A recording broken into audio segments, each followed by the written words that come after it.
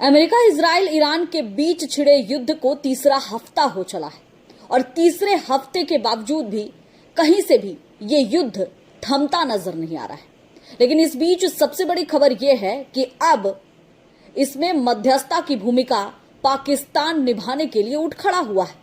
पाकिस्तान की तरफ से ईरान को पैगाम दिया गया है, यानी अमेरिका का जो पैगाम है वो पाकिस्तान ईरान को पहुंचा रहा है और कह रहा है कि अब इस युद्ध को यहीं रोक दिया जाए।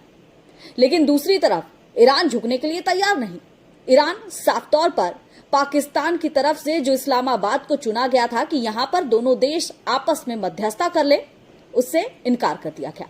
ईरान का कहना है कि हम अपनी शर्तों के हिसाब से युद्ध रोकेंगे। ये युद्ध तभी रुकेगी जब अमेरिका और इजराइल उन शर्तों को मान ले। वैसे ये युद्ध अब लंबा खिंचता हुआ नजर आ रहा है। दूसरी तरफ इस खाड़ी देशों में युद्ध को लेकर अब अन्य देशों में भी स्थिति बहुत भयावह होती नजर आ रही है। आज भारत की तरफ से सर्वदलीय बैठक बुलाई गई, लेकिन इस बैठक में भी ना तो नेता प्रतिपक्ष राहुल गांधी शामिल हुए और ना ही टीएमसी सांसद इसमें शामिल होते नजर आ रहे हैं। टीएमसी की तरफ से इसका बहिष्कार कर दिया गया। वाली बात यह है कि एक बहुत गंभीर मुद्दा है और इस मुद्दे पर जो कि विपक्ष खुद चर्चा की मांग कर रहा था, आज वो शामिल नहीं हो रहा है।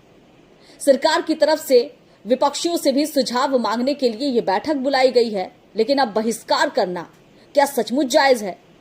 क्या आपसी लड़ाई इतनी ज्यादा बढ़ गई है कि जनता के हितों को भी परे रखकर यहां सिर्फ राजनीतिक रोटियां सेकने का काम किया जा रहा है? और भारत सरकार जो है वो आखिर किस तरह से इस युद्ध की स्थिति से उभरेगा? कल ही कहा गया था कि अगर भारत इसमें मध्यस्थता की भूमिका निभाता है तो हमारे खाड़ी देशों से भी अच्छे संबंध है, तो भारत को विश्व गुरु बनने का एक बहुत बड़ा मुकाम हासिल हो सकता है। खैर, देखना है कि जब ईरान पाकिस्तान की मध्यस्थता को ठुकरा दिया तो क्या ये भूमिका अब भारत निभाएगा या फिर आगे ये जंग की लड़ाई और भी भयावह रूप लेती नजर आएगी। मेरा वीडियो कैसा लगा कमेंट करके जरूर बताइएगा।